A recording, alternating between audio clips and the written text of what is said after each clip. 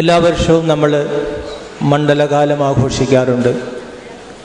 വ്രതനിഷ്ഠയോടുകൂടി കേരള ജനത മുഴുവൻ ജീവിക്കുന്ന ഒരു സമയമാണിത്.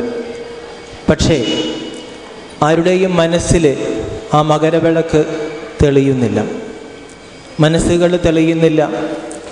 അതുകൊണ്ട് മനുഷ്യൻ്റെ പ്രവൃത്തി നന്നാകുന്നില്ല, അതുകൊണ്ട് ലോകത്ത് വെളിച്ചം വരുന്നില്ല. സകല വേദങ്ങളും പുരാണങ്ങളും എഴുതി രണ്ട് കൈയും ഉയർത്തി വ്യാസമഹർഷി പറഞ്ഞത് ഇതാണ്: യഥോ ധർമ്മസ്തോ ജയം. ധർമ്മമുള്ളിടത്ത് വിജയമുണ്ടാകും. ഇതെല്ലാം എഴുതിയത് ധർമ്മത്തിന് വേണ്ടിയാണ്.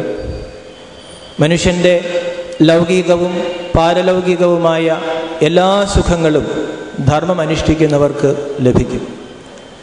ആ വേദം, ആ അറിവില്ലാത്തത് കൊണ്ടാണ് നമ്മൾ വേദന അനുഭവിച്ചുകൊണ്ടിരിക്കുക.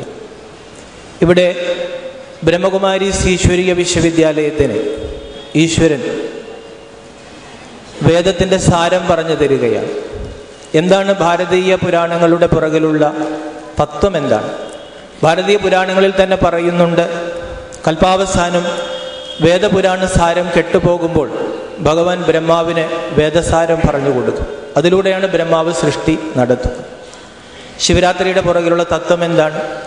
ബ്രഹ്മകുമാരീസ് ഈശ്വരീയ വിശ്വവിദ്യാലയം ഭാരതത്തിൽ മാത്രമല്ല, ലോകം മുഴുവൻ ശിവരാത്രി ആഘോഷിക്കാറുണ്ട്. അതിൻ്റെ തത്വം പഠിപ്പിക്കാൻ വേണ്ടി. നവരാത്രി ആഘോഷിക്കാറുണ്ട്, അതിൻ്റെ തത്വം പഠിപ്പിക്കാനാണ്. ദീപാവലി ആഘോഷിക്കാറുണ്ട്, അതിൻ്റെ പുറകിലുള്ള തത്വം എന്താണെന്ന് പഠിപ്പിക്കാനാണ്. ഈ മണ്ഡലകാലത്ത് കേരളം മുഴുവൻ ഉണർന്നു വരുന്ന ഒരു സമയത്ത് ബ്രഹ്മകുമാരീസ് ഈശ്വരീയ വിശ്വവിദ്യാലയം ഒരു സങ്കല്പമെടുത്തു. ഈ മണ്ഡലവ്രതത്തിൻ്റെ പുറകിലുള്ള ആധ്യാത്മികത എന്താണ്? യഥാർത്ഥ അയ്യപ്പചരിതത്തിന് പുറകിലുള്ള ആധ്യാത്മികത എന്താണ്? പുരാണം എഴുതിയത് തത്വം പഠിപ്പിക്കാനാണ്. പക്ഷേ നമ്മൾ കഥകളുടെ പിറകിൽ തത്വങ്ങൾ മറന്നുപോയി. ബ്രഹ്മകുമാരീസ് വിദ്യാലയം ശ്രമിക്കുന്നത് അതിൻ്റെ പുറകിലുള്ള തത്വം നമ്മൾ മനസ്സിലാക്കുക. തത്വം മനസ്സിലാക്കുമ്പോഴേ അതെന്തിനു ആചരിക്കണമെന്ന് നമുക്ക് തോന്നുകയുള്ളൂ. നമുക്കൊരു ലക്ഷ്യമില്ലാണ്ട് ഒന്നും വ്രതങ്ങൾ എടുക്കാൻ പറ്റത്തില്ല. തത്വം പഠിപ്പിച്ചാൽ, ലക്ഷ്യം പഠിപ്പിക്കുകയാണെങ്കിൽ ആളുകൾ അത് ജീവിതത്തിൽ ധാരണ ചെയ്യും. ജീവിതത്തിൽ അത് ധാരണ ചെയ്യുമ്പോൾ സുഖം കിട്ടും. മനുഷ്യൻ്റെ സുഖത്തിന് വേണ്ടിയിട്ടാണ് വിശ്വകല്യാണകാരിയായ വിശ്വമംഗളകാരിയായ ഭഗവാൻ യജ്ഞം രചിച്ചിരിക്കുന്നത്. ആ ഭഗവാൻ ഞങ്ങളോട് പറയുന്നു, ഞങ്ങളെല്ലാവരുടെയും ബ്രഹ്മകുമാരീസ് വിദ്യാലയത്തിലെ എല്ലാവരുടെയും ജീവിതമിതത്തിന് വേണ്ടിയിട്ടാണ്. അച്ഛൻ്റെ മക്കളായിട്ട്, കല്യാണകാരികളായ ഈശ്വരൻ്റെ മക്കളായി ലോകത്തിൻ്റെ മംഗളാർത്ഥം ജീവിക്കുക. ഈ മണ്ഡലകാലത്ത് വരുന്ന മകരം 1-ാം തീയതി വരെ കേരളക്കര മുഴുവൻ എന്താണ് ഇതിൻ്റെ പുറകിലുള്ള തത്വം? വിഷ്ണുവിൻ്റെയും ശിവൻ്റെയും പുത്രനായിട്ട് അയ്യപ്പനെ കാണിക്കുന്നു. മാലയിട്ട എല്ലാവരും അയ്യപ്പന്മാരായി മാറുന്നു. അപ്പോൾ അതെന്താണ് ഇതിൻ്റെ പുറകിലുള്ള തത്വം? ആ തത്വങ്ങൾ മനസ്സിലാക്കുമ്പോൾ ജാതിമത ഭേദമന്യേ നമുക്കെല്ലാവർക്കും പരസ്പരം സ്നേഹം വരും. സനാതനധർമ്മത്തിൻ്റെ മൂലതത്വങ്ങൾ മനസ്സിലാക്കുമ്പോൾ അതിലൊരു അഭിമാനം വരും. ആ അഭിമാനം വരുമ്പോൾ നമുക്ക് മനസ്സിലാക്കാൻ സാധിക്കും, എല്ലാം അതിൽ നിന്ന് വന്നതാണ്, എല്ലാവരും സ്വന്തമാണ്. ബ്രഹ്മകുമാരീസ് വിദ്യാലയത്തിൻ്റെ ഈ വർഷത്തെ സ്ലോഗൻ തന്നെ ഇതാണ്: one god, one world family. വസുധ, ഏക കുടുംബം. ഭൂമി ഒരു കുടുംബമാണ്. പക്ഷെ അതിൻ്റെ പിന്നിലുള്ള തത്വം എന്താണ്? ആ തത്വം ഈ മണ്ഡലകാലത്ത് ജനങ്ങളിലേക്ക് എത്തിക്കാൻ വേണ്ടിയിട്ടാണ് ബ്രഹ്മകുമാരീസ് ഈശ്വരീയ വിശ്വവിദ്യാലയം ഈ സനാതനധർമ്മ സന്ദേശയാത്ര നടത്തുന്നത്. ഈശ്വരൻ ഞങ്ങൾക്കൊരു ശ്രീമത്ത് നൽകിയിട്ടുണ്ട്. നിങ്ങൾ ബഹുരൂപി വേഷം കെട്ടിപ്പോയിക്കൊള്ളുക, ഭക്തരുടെ അടുത്ത് ഭക്തരുടെ വേഷത്തിലേക്ക് പോയിക്കൊള്ളുക.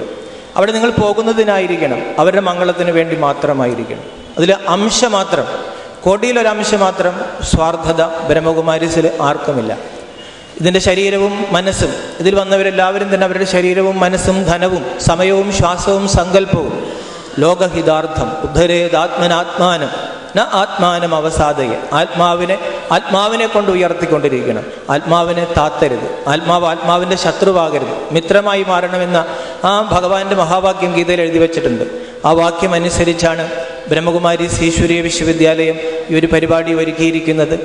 ആ പരിപാടിയുടെ ഉദ്ഘാടന സമ്മേളനം ഇന്ന് തിരുവനന്തപുരത്ത് വളരെ പ്രൗഢഗംഭീരമായിട്ട് പങ്കജ് സിസ്റ്ററുടെയും മിനി സിസ്റ്ററുടെയും മറ്റ് സഹോദരിമാരുടെയും നേതൃത്വത്തിൽ നടന്നു വരികയാണ്. ഞങ്ങൾ സഹോദരങ്ങൾ, ഞങ്ങൾക്ക് ജീവൻ നൽകിയത് ഈ സഹോദരിമാരാണ്. ഞങ്ങളെല്ലാവരും ഇവിടുത്തെ ചെറുപ്പക്കാരെ പോലെ മദ്യപിച്ചും സിഗരറ്റ് വലിച്ചും ജീവിതം നശിപ്പിച്ചേനെ.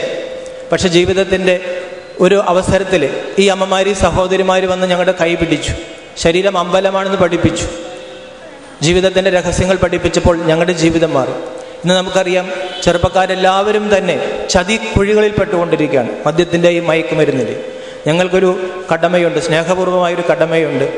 അവരെ അതിൽ നിന്നൊന്ന് ഉയർത്താൻ വേണ്ടി ശ്രമിക്കണം.